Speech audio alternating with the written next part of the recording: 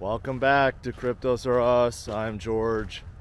We're all George. So it's time for another Sunday walk video. Today, unfortunately, it's not sunny like before. It's actually not only not sunny, but it's also not warm anymore. That's right. It's like low 40s right now, so I had to bust out one of my winter jackets, and I'm wearing a hat because it's drizzling. So it's wet, it's cold, but you know what? I'm gonna push forward, and I think it relates to what I want to talk about today. So I got reminded of my early days with YouTube recently. I did an AMA with Noah from Mobile Media recently, and he asked me some questions that a lot of people have not asked me for a long time. So in this video, I'm going to talk about kind of my YouTube journey and how it almost ended. It really did. There were a few points where I thought enough is enough. I'm just going to stop it. And luckily I didn't, obviously, but it took a lot. It took a lot from within to make it happen. And I just kept pushing and pushing and pushing, and I did not give up, and it led me to where I am today. So I'm going to talk about that. Also talk about how that relates to my philosophy with investing now. How I look at things and how I'm viewing things now versus how I viewed things before. Okay? And it's vastly different. And lastly, I got something big to share with you guys about the IFC and about my Vegas event coming up in December. So make sure you stay until the end of this video to hear about that. All right. So first, let's talk about, I guess, my YouTube career. Okay. How it all started and why I had to overcome a lot and kept pushing to get to where I am today. And it's not as easy as it seems. And I know a lot of people, especially kids these days, want to make it big, being a YouTube or TikTok star. And these days it's even harder because competition is, there's just a lot more. There's like thousands more creators today versus before, and it's not easy, but let me tell you. So I went to school, I went to college, Purdue, for telecommunications and networking. So I've been an IT guy for a long time. I didn't really understand a lot of things back then besides IT. Didn't understand marketing, didn't understand social media, didn't understand even how to communicate properly. I've always been an introvert, and to this day I still am, but I'm just trying to break out of that shell and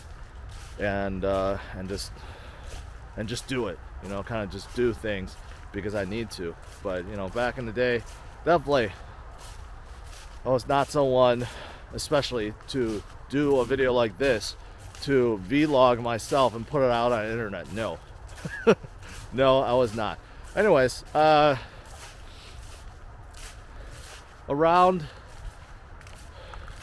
20, well, first, I got into Bitcoin in 2013 and 2014. I think most of you guys know this, because I was in IT, and I heard about this magical digital currency that could be created out of thin air with hardware, right? So I got into mining in 2013, didn't understand anything about Bitcoin or crypto or decentralization or anything really. I just got in it for the money, that's it. And I got in, got out. But it wasn't until 2017 is when I got back in, realizing I made a big mistake, then started re-educating myself. Then I realized, yeah, I did make a mistake. and I need to do something about it, right? This is totally my wheelhouse. So I started CryptosRus, started with a website first, and again, didn't really know what I was doing. I built websites before, but really crummy ones, and I certainly wasn't an educator, so didn't really know how to write good articles either, guides. I kind of tried to pick it up along the way, so to speak. And then someone told me at a time, like, George, you gotta create YouTube videos. YouTube is where it's at. Everyone loves videos. People are reading less and less. You got to get into it. And I'm like, I do not. I'm the last person on earth that wants to go on YouTube. And I remember back in the day, YouTube for me, obviously back in 2017, YouTube just was not nearly as big as now. But even for me, when I studied like the crypto creators back then and looked at what they were talking about, I'm like, man, those guys are so much better than I am. They have so much more charisma. They know how to present themselves way better. They're funnier. They're smarter. They just know what they're doing. It looks like they've been doing it for years, right? But you know what? Something clicked in me in 2017. Maybe it was because I realized I lost a whole bunch of money by not sticking with Bitcoin from 2014 to 2017. Or maybe because I lost a lot throughout the decades from just general investing. Okay. I don't know what it is. Or maybe because I just became older. And I'm just like, all right, F it. I'm going to do it. I'm going to do it because it's probably going to be better for CryptosRus. And I don't care. If people want to make fun of me, right? I guess they just go ahead. So my first few videos I pushed out, I was just going over CMC and kind of going over some of the various coins. And, obviously if I look at them now, they're disaster. I don't know why anyone wanted to watch those videos, but I guess as luck would have it, that was when the bull market was really hitting into stride. That was around the September-October time frame. So my videos still got attention from a few hundred views to a few thousand views to tens of thousands of views very quickly. And we know how that went, right? 2017, Bitcoin went to 20,000. My channel got to like 30 or 40,000 subscribers really quickly. And it seems like it's great. It was really great, right? I made it. Somehow I took a chance, and within 3 months, I became a YouTube star. And all was well, right? No. 2018 came in January. That's when everything started coming down. So all the views, all the subscribers, they all left. They all left. And my income from YouTube also left and basically was non-existent. Now, right before I started my channel, I wanted to quit my job. I was still in IT. I was an architect back then. But what do you know? I was laid off. My company was going through some transition, new leadership, so they laid me off. So prior to 2018, I was already full-time with YouTube, and it was okay. I was making good money, more than I was making with my regular job. So I'm like, oh, it's all good. And I told my wife that at the time, until it wasn't, right? 2018 hit, the views, the subscribers, the money all left. So after a couple months, I had a difficult decision to make. I would have to quit and go find another job, or I have to keep going, right? So this is the very first point, I guess, with CryptosRus, where I really I was on the fence 50-50, like where I really thought I needed to quit. We had a mortgage, we had car payments, we had a lot of credit card debt back then, we had obligations like most of you guys, right? And I was faced with a decision because I certainly didn't make enough. I didn't make life-changing wealth within a few months, you know, for my channel or for my investing, because I didn't have that much money to begin with, because I lost it all investing years ago. So I'm like, man, I gotta make a decision. And I stuck with CryptosRus. I'm like, no, you know what? I think this is something I need to stick with. I'm not gonna give up, but you know, my channel was still relatively new. I just didn't understand how to keep people engaged and active. You know, my demeanor also turned a little bit negative, right? And that's important. I'll talk about that in a little bit, but you know, I was just not feeling it. So my videos sucked. I know that. So, you know, I was getting a few hundred views.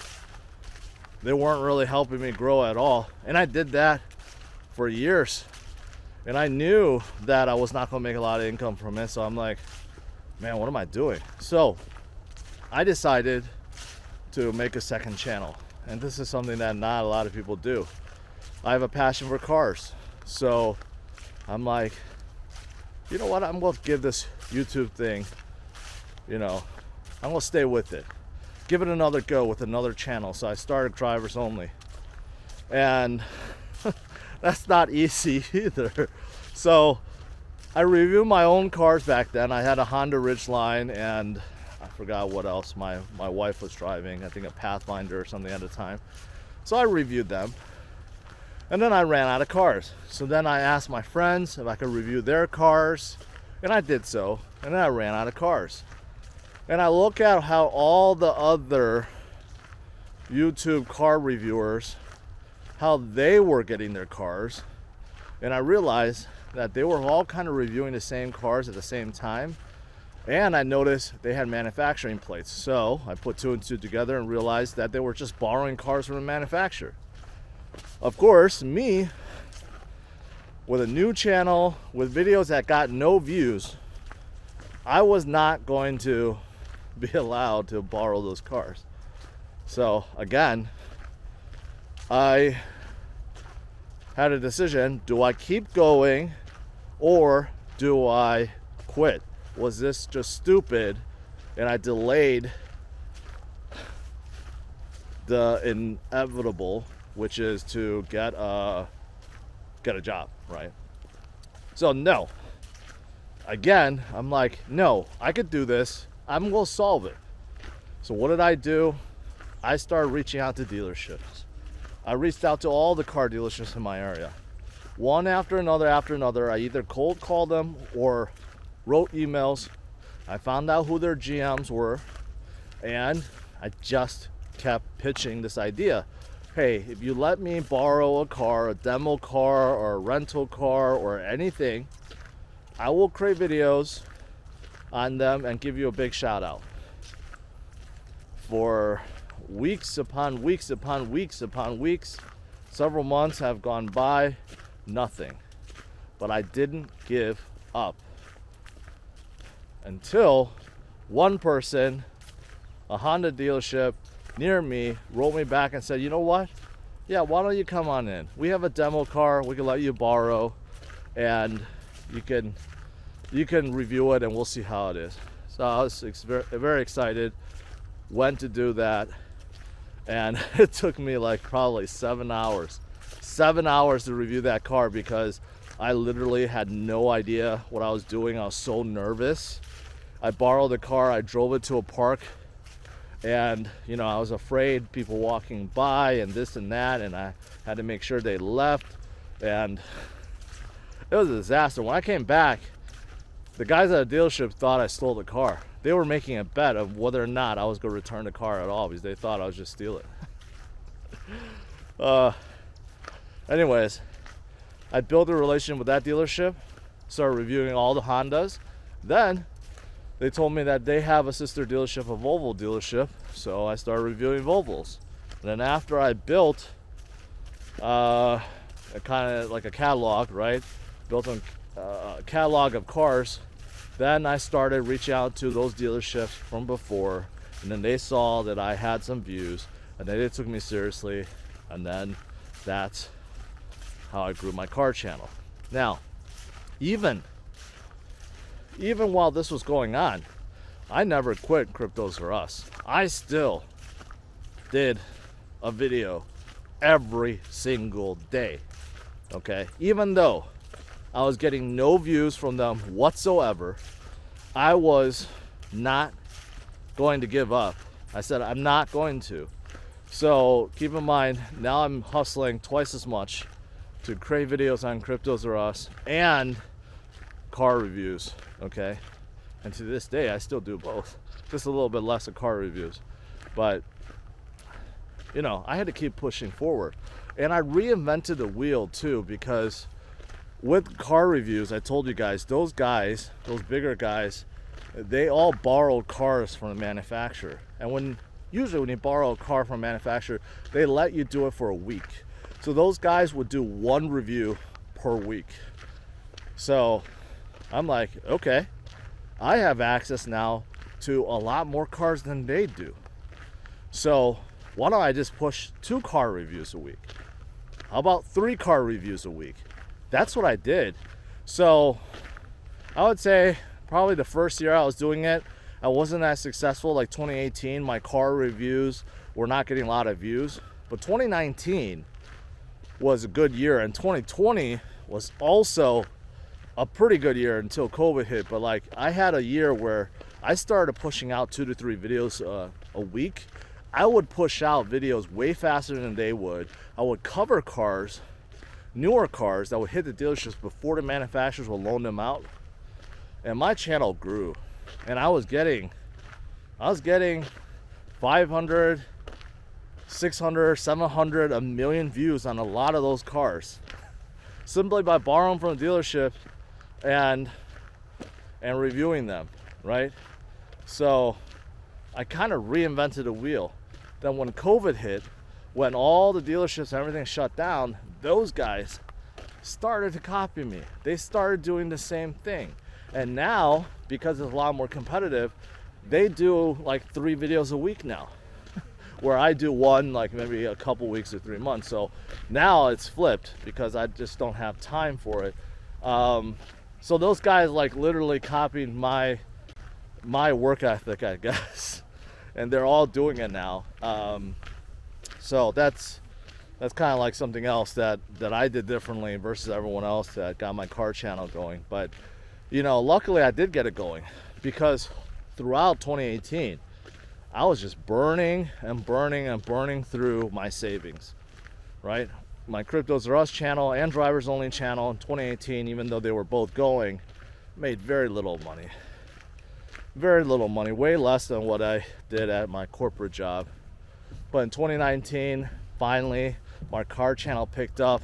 I was making good money again, so I was less worried about needing to quit, and I just kept going and going, right? So it sounds like that's it, right? Just a few years of struggle. No, that's not all. What happened in 2020? Well, COVID happened, right? So COVID happened, car reviews started sucking because no one wanted to go out and buy a car, and also all the dealerships are closed. So my car channel views start dropping once again, almost to like nothing, to 0. And then guess what? YouTube back then sent everyone home as well, and then they started using their bots to trigger, you know, channels, I guess, to ban, because a lot of bot run channels or scammer run channels, right, will still be running. They're still prevalent. And then YouTube they would do like an algorithm and plus manual intervention to detect which ones to remove. But back then, they decided to just use their bots. And many crypto channels got flagged and had their channels banned, right? I remember, I think Crow back then, and then Tone Vase, and a few others, they got their channels banned, and they caused uproar in Twitter, and then they got it back very shortly. Kind of like what I went through recently. But I also got banned back then. But I was a smaller channel, and no one really knew me, and no one really cared. So I waited, and I waited, and I waited, and I waited, and I waited, and I tweeted, and I waited, and tweeted, and waited, tweeted. For 3 freaking months. Nothing. I still didn't want to give up. I wanted to start just a new channel, but I'm like, no, I'm gonna get this back. I don't want to start over. So I started streaming to Twitch, at the time to Facebook Live, there's another crypto project called D Live. I don't think they're really around. And then back then, where else I stream? I didn't stream to Instagram, Twitter, but I was doing my live streaming, and I did that for 3 months, and the views were even lower. One thing is that's really frustrating is, even though you think you have a large fan base on one platform, and they will move platforms because they love you, they really don't. So my views on Twitch were down to the teens. I had like 10, 20 people watching me. Rather than a few hundred, I had like 10 people. Did that discourage me? Yes. Did I feel like it's a big waste of my time? Yes. But I did it anyways. I just kept going and going and going. And I kept asking YouTube, kept writing to them, kept tweeting out, please give me my channel back. A mistake was made. And it wasn't until someone replied back saying, you need to talk to this person. That person helped someone else get their channel back. I didn't think much of it, but I did reach out to that person. And it turned out that person works at YouTube. So that person, extremely nice, took the time to talk to me directly, created an internal case to have my account reviewed, to have everything reviewed. If it wasn't for that person, I don't know if I ever would have gotten my channel back, or how long I had to wait. So thank God that someone helped me on Twitter, referred me to this person, and I got my channel back, right? All is happy now, right? No. No. I got my channel back and I started streaming again, and literally everyone's gone. The algorithm no longer cares because it's been 3 months. So my hundreds of views before was like under 100 after I came back. Like, it was as if I just started a new channel. It was that bad. So in 2020, I watched all the other channels get big. Okay, all the channels that were somewhat small got extremely big in 2020 because crypto started going up and recovering in 2020, right? And especially in 2021 when it started going up, but my channel did not move, did not gain. It was frustrating to watch other channels get 50, 60,000 views when I got like 200, 300. So, did I give up? No, obviously. But I was extremely frustrated. So, I started doing research. I started studying not just the crypto guys, but YouTube guys in general, the big guys. And I started watching a lot of videos from people that focused on how to grow on YouTube. And I really paid attention to some of the things they said. okay? And I did a lot of research. Everything from thumbnails to SEO to studying the analytics and everything else in between. And I started applying those to my videos. Even though I'm a live streamer, a lot of things seem like they don't apply, but they helped over time. So little by little by little by little, I started improving my videos, also my message, my quality, stuff like that, and it got better. And I started getting more views, to a few hundred, then to a few thousand. And in 2021, you know, when everyone else was popping off, I started noticing my channel do a little better, maybe a few thousand views, but it wasn't hundreds of thousands of views like some of these other guys, right? So again, I looked at, what can I change? I'm such a fundamentalist. I'm not a chartist. So all these guys were just talking about charts. Like where the lines say Bitcoin's gonna go. I'm like, no, I've been through this enough where I know Bitcoin's gonna go higher. It's gonna follow a 4-year cycle, right? So there must be other things I could look at. So I started looking at on-chain metrics. On-chain metrics been out for a while, but really no one cared about it. So I started looking at on-chain metrics and started looking at things that measured the network, like the hash rate or the addresses or the deposits, right? And then this one time, I'm like, what is this? Why is there like $1 billion plus withdrawal or deposit, I'm sorry, of Bitcoin into the exchanges? And it turned out it was from F2 Pool. And I did a stream and I told everyone, you know what, I think Bitcoin's gonna go down because there's a $1+ billion deposit of Bitcoin. So what do you think they're gonna do if they deposit that, right? And sure enough, it did go down. Bitcoin crashed the next day. Then people started realizing, yeah, that's actually a legit way to analyze Bitcoin, right? So I feel like, you know, maybe others disagree. Maybe they said I did it first. I don't know, but I feel like I was one of the first to look at on-chain metrics and use that in my analysis, my fundamental analysis of Bitcoin, right? And, you know, during the last few years, 2022, 2023, I felt like I also kind of pushed the trend, and I still feel like I may be the best at this, talking about macro, the macro view of things, right? Why Powell, his decision on raising the Fed fund rate affects Bitcoin. Why the DXY affects Bitcoin. Why rates affect markets and Bitcoin, right? So I kind of pushed that envelope. I started covering the FOMC meetings. No one did that before. No one in the crypto space did that before. Who started it? Me, right? And now a lot of people do.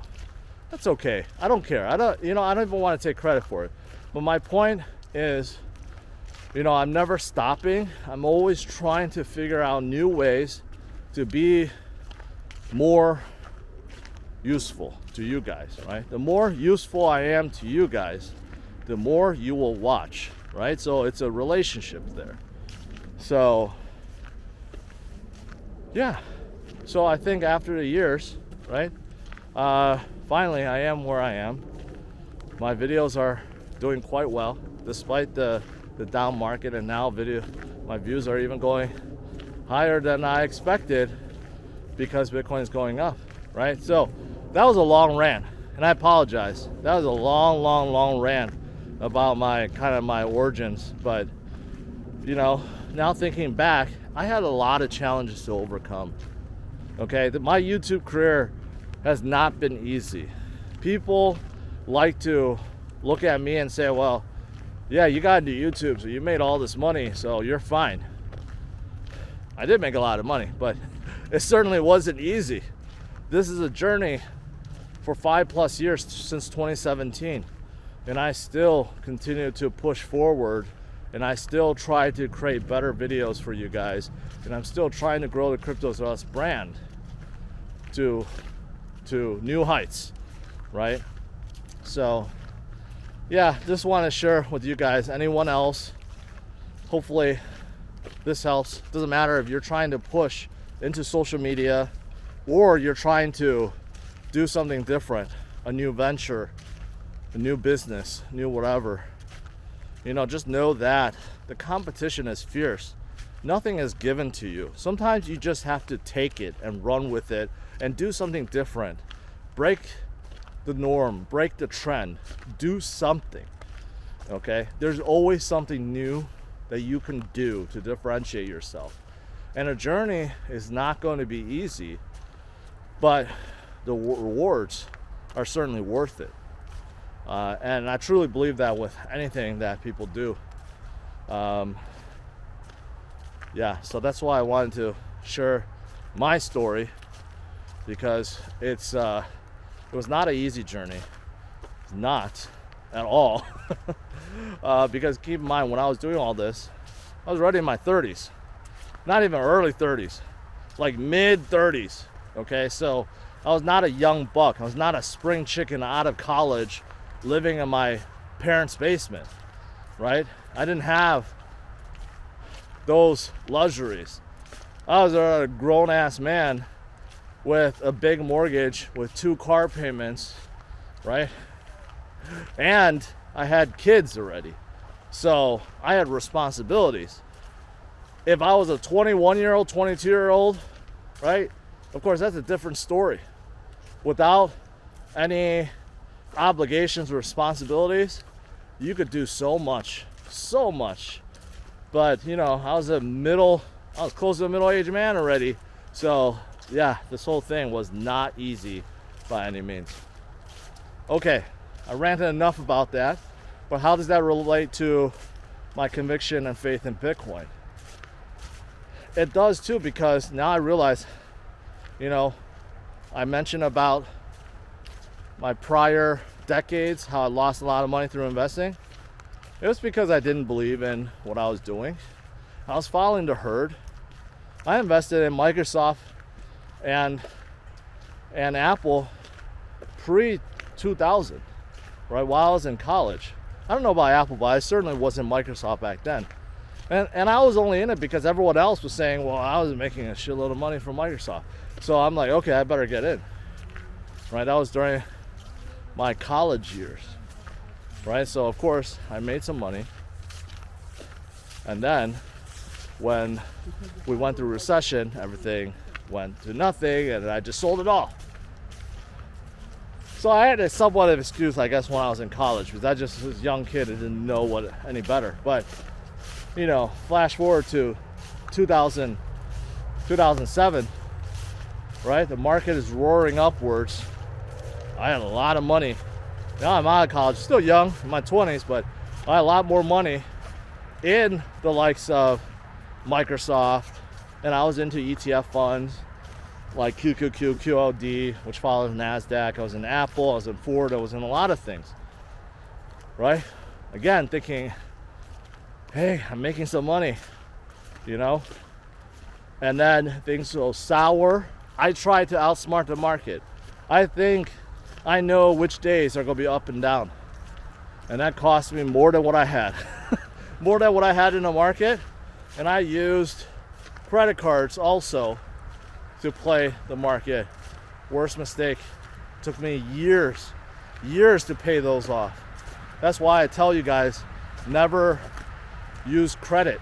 Don't use your credit card or equity loan or whatever to play anything when investing. Don't do it, because if you F up, you will be regretting that. You'll be paying the interest on that for a long time. So 2008 happened, the bubble burst, everything comes down. Guess what? I was wrecked once again. Not only did I lose everything I had, I went negative. So again, why did that happen? Because I didn't know what the F I was doing. I didn't believe in that. I was just caught in the hype with everyone else, thinking that everything's gonna go to the moon and it's not gonna come down. I didn't pay attention to the macro factors either, right? I think only Michael Burry did in terms of the real estate market and the credit default swaps, right? Back then it just seemed like everyone was making money hand over fist and no one was really paying attention. So lost a lot of money.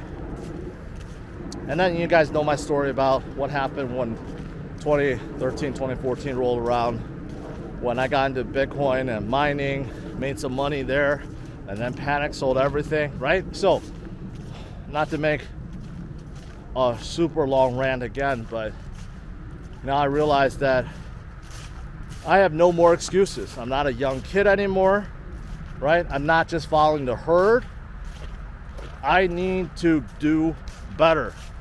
I need to study the smartest investors out there and the ones that made the most in crypto. What have they all done? You listen to them time and time again. They will tell you, buy low, sell high. All these self-made billionaires, not one of them said, I traded up to be a billionaire.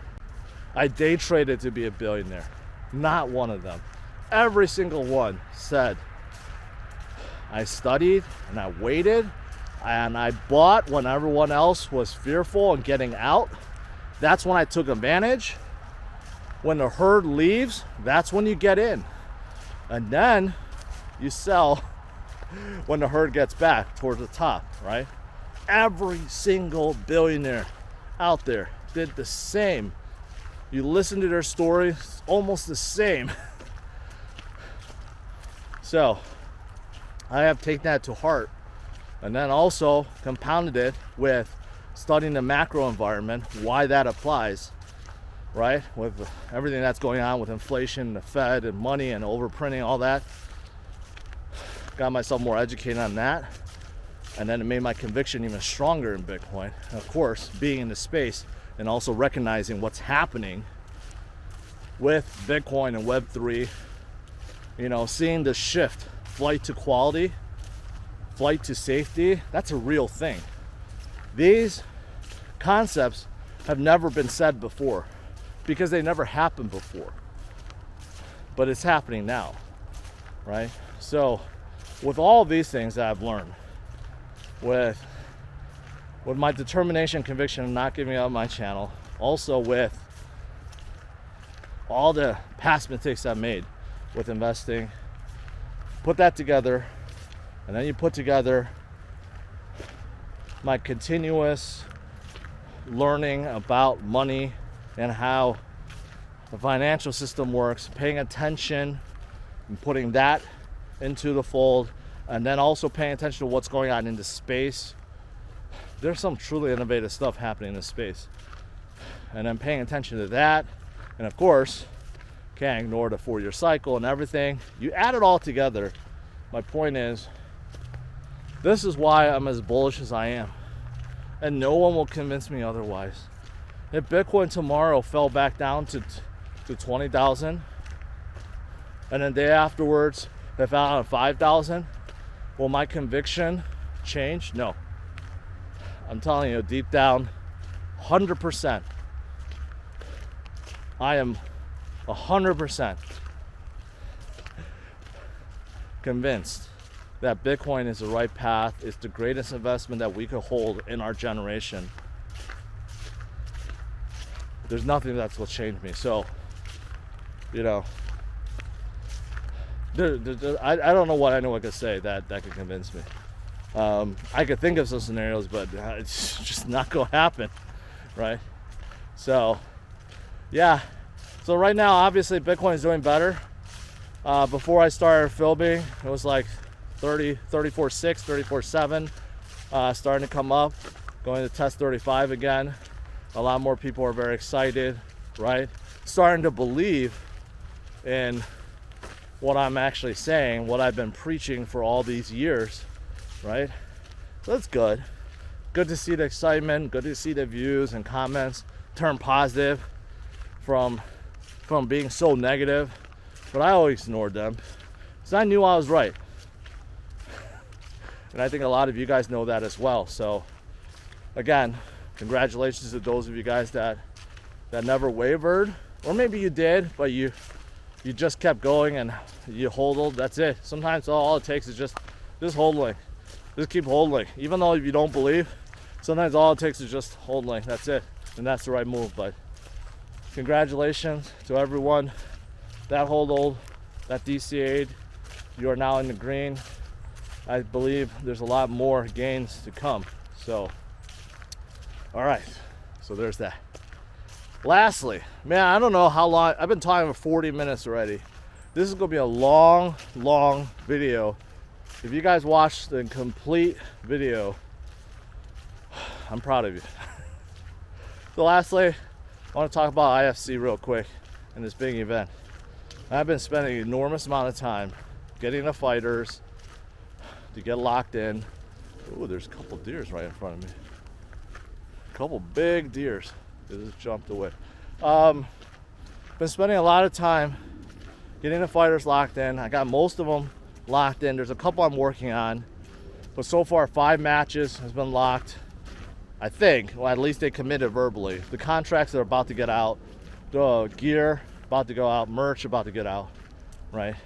And we're planning the fight is sometime in February. I think that's the latest, but it's gonna come in KC 44. So KC 43 is going to be held December 15th in Las Vegas.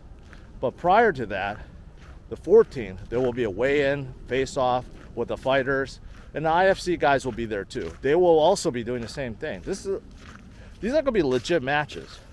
Just because these guys are from the space and they're project leaders and they're influencers does not mean this is not going to be a fight. So they will be weighing in.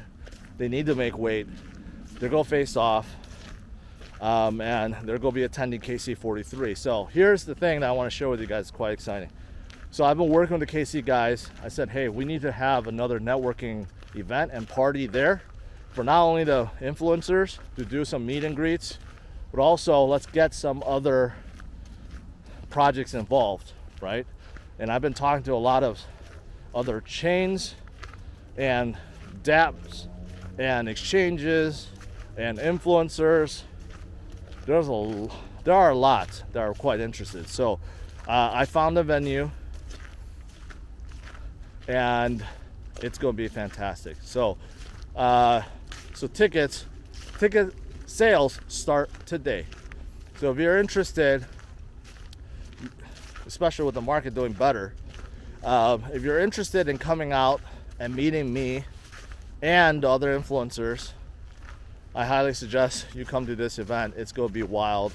Found a really nice place in Fremont Street in Las Vegas.